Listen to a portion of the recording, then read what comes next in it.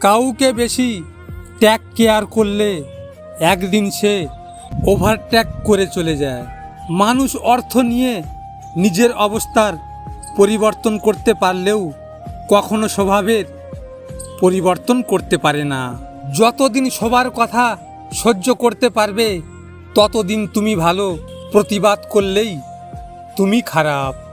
কে মনে রাখছে আর কে ভুলে যাচ্ছে সে হিসেব করতে যেও না।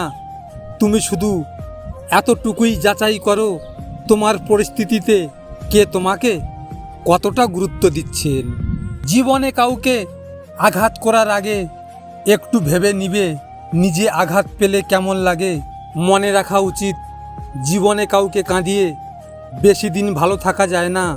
আজ সে কাঁদছে তোমার জন্য, কাল তুমিও কাঁদবে তার জন্য। আমার মধ্যে স্পেশাল কিছু নেই, আমি জানি একদিন সবাই আমাকে ছেড়ে যাবে। স্বপ্ন কারো সাথে বেইমানি করে না, বেইমানি করে তো সেই স্বপ্ন দেখানো মানুষগুলো যাদের কথায় আমরা নিজেকেও ভুলে যাই আর পরে খুব কষ্ট পাই। এটাই বাস্তব। জীবনে সফল তারাই হয় যারা বোঝে কোনটা বাস্তব আর কোনটা অভিনয়। কাউকে এতটা অবহেলা করো না যে সে তোমাকে ছাড়া বাঁচতে শিখে যাবে। দেহের মৃত্যু হলে সবাই কাঁদে, কিন্তু মনের মৃত্যু হলে শুধু নিজেকেই কাঁদতে হয়।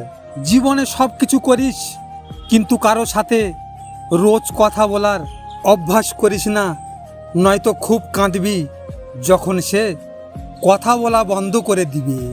এক ফোঁটা চোখের জল ঝরার চেয়ে এক ফোঁটা রক্ত ঝরা অনেক ভালো, কারণ এক ফোঁটা রক্ত বের হতে হালকা ব্যথা লাগে, আর এক ফোঁটা চোখের জল পুরো হৃদয় ছিঁড়ে বের হয়।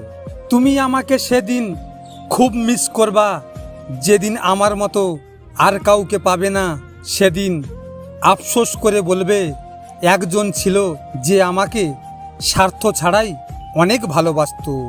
কাউকে যদি তোমার ভালো না লাগে তবে গোপন রেখো, অভিনয় করো না, কারণ তোমার অভিনয় শুধু তার বিশ্বাস নয়, পুরো জীবনটাই নষ্ট করে দিতে পারে।